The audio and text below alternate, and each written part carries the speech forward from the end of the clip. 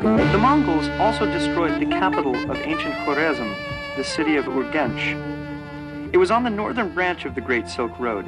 From here to the Kama and Volga rivers, traders carried valuable saddles and textiles. The master craftsmen of Khwarezm were famed throughout the world, particularly for the mausoleum of Tubarak Hanum, a true masterpiece.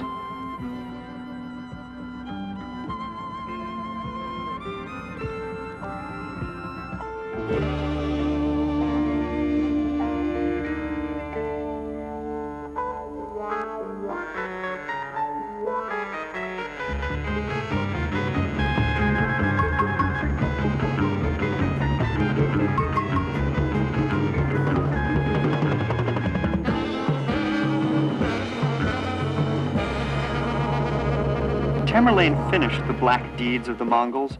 In 1379, he captured the city, massacred its inhabitants, and carried all of its master craftsmen into captivity.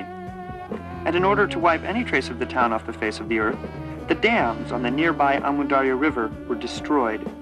The river changed course and flowed into the depths of the Karakum. This was an ecological disaster.